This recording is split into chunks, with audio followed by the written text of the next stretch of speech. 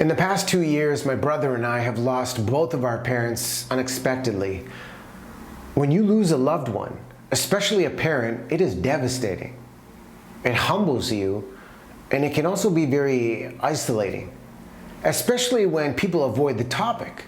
Because when your loved one dies, your world stops, but the world around you keeps going. How can you support someone in their darkest time? How many of us have been in the position where you don't know what to say to a grieving friend or a loved one, or someone you know has experienced heartbreaking loss, and you start thinking, well, I don't want to say the wrong thing, or I don't want to remind them of their loss. And then you end up saying nothing and miss out on the opportunity to help that person when they might need you most. Or maybe you worry about the scenario where if you choose to say something, what happens? You end up just saying what we've all shared during a difficult time. I'm so sorry for your loss. Thoughts and prayers. Or let me know if you need anything. I created this video as a resource to share lessons learned from experiencing grief firsthand, and more importantly, what you can do and say to help someone feel supported, feel comfortable, and feel uplifted when they are dealing with significant loss. One of the best things you can do is to start by simply acknowledging their pain. Most people are good at this. They reach out when they hear the news. If you're uncomfortable or unfamiliar with grief and fear the idea of triggering someone by bringing it up, don't act like it didn't happen. Prior to losing my parents, I realized I avoided the conversation out of fear of triggering someone, and now understand I failed every single person that was grieving. Instead of avoiding the topic, recognize the fact you know. For example, you could say, hey, I heard the news. How are you handling everything? Or, I can't imagine what you're going through. Or if it's an option, just give them a hug. This simple acknowledgement helps alleviate any awkwardness by letting the person know they're not alone in this journey. And if they're in pain, let them be in pain. Let that discomfort exist. Let them feel witnessed by simply listening to what they're sharing. If you've gone through similar loss, feel their pain first before you try and fix it.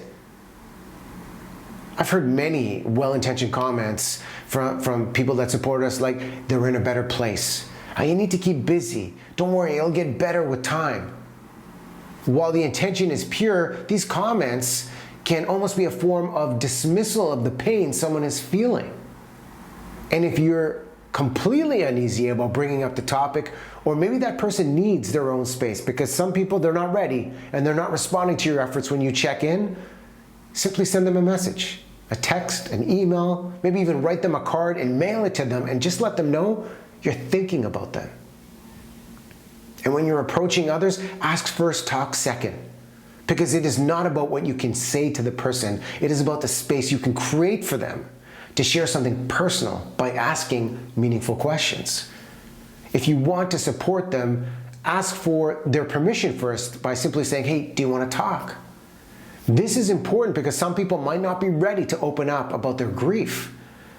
If they do invite you in, follow up with questions that allow them to share.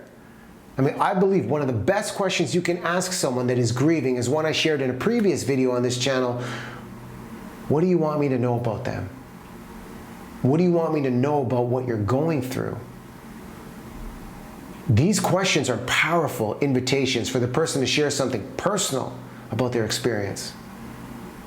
And once they've had a chance to open up and share the difficult parts of grief, you could follow up with, tell me what gives you comfort right now.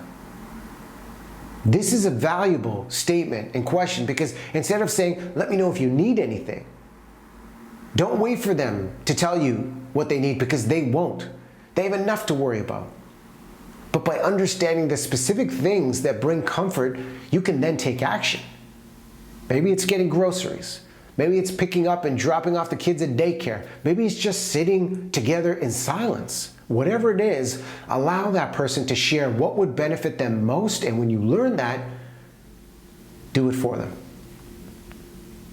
And how you show up is huge, especially after the first wave, because the initial wave of support after somebody dies is extremely comforting, especially when you're dealing with fear, maybe denial or anger behind the loss.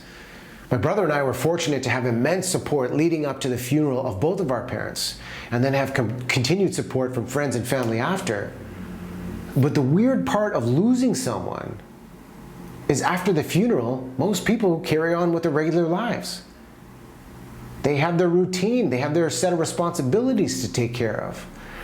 If you want to truly be there for someone, stick around after the first wave, because while death is a date on the calendar, grief is the calendar.